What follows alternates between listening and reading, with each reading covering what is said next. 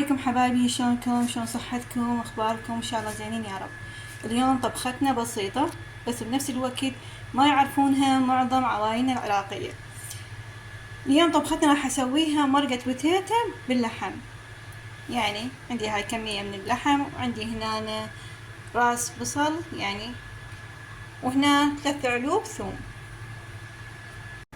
هنا بنات بعد ما شغلنا النار عليه راح نضيف الدهن، يعني مو كمية وايد، خليه يحمس شوية. طبعا هاي انا معاناتي في التصوير، لازم اكب التليفون وانا اصور.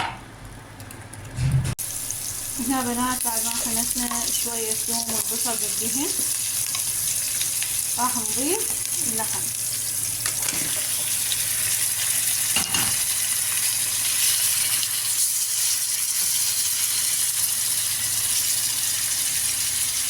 راح نخليه لمدة هالشكل دقيقة او دقيقة ونص، وبدنا نضيف البهارات. هنا بنات بعد ما وصل عندنا هاي المرحلة راح نضيف له البهارات.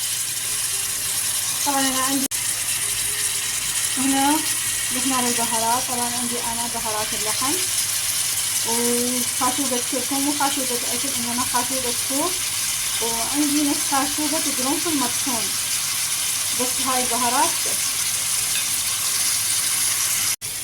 هاي بعد ما خلطته مع البهارات شوفوا راح اخليه يحمد مدة 5 دقايق، والنوب اضيف عليه نص جلاس ماي.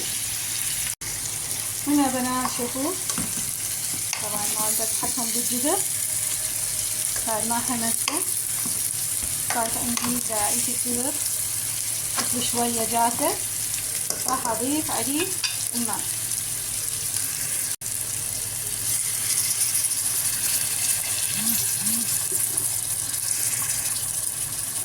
هسه راح اخليه يتعارك على نار خفيفة، هم اقل شي 10 دقايق ونوب ارجع للجدر. وهنا بنات بعد ما وصل عندنا بهاي المرحلة مثل ما تشوفون يعني قام يحمس بالدهن ماله، فهسه راح نضيف له المعجون.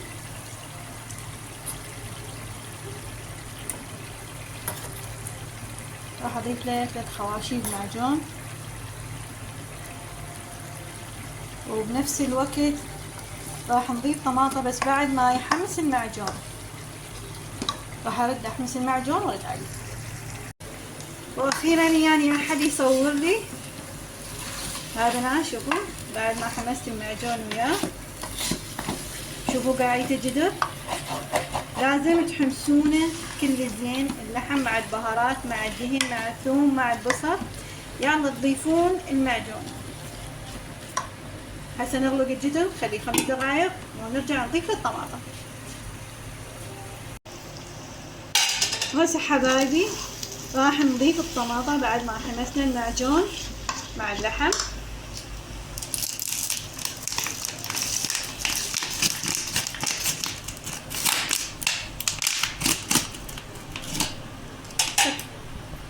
وهسه بنات راح نضيف البوتيتا. طبعا انا البوتيتا مقشرتها ومنظفتها، قاصتها ماي وملح.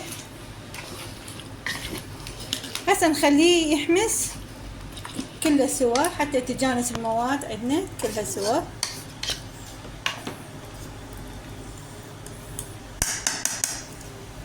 وما اقولكم على الريحة ما شاء الله. هنا بنات راح نسوي تمن، طبعا مثل ما تشوفون سلطة بصل دهن.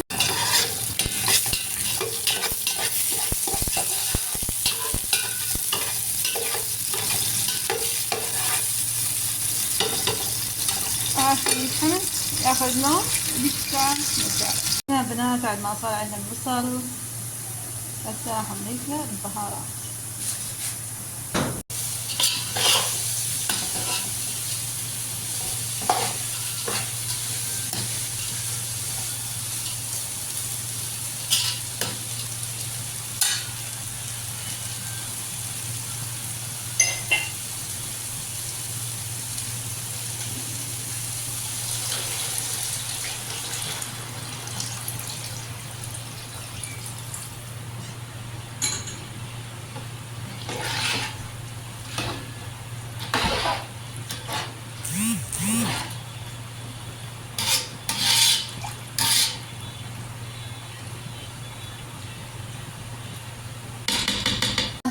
بنات استوت المنة كأنش كابسة عليه لحم أو كابسة عليه دياي.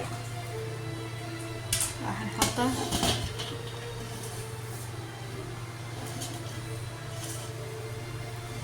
هنا بنات استوت هاي المرقة،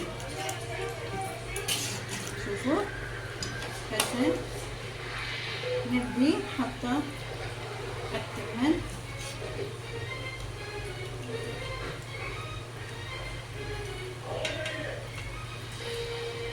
هنا بنات خلصت وجبتنا، سهمنا وسهمكم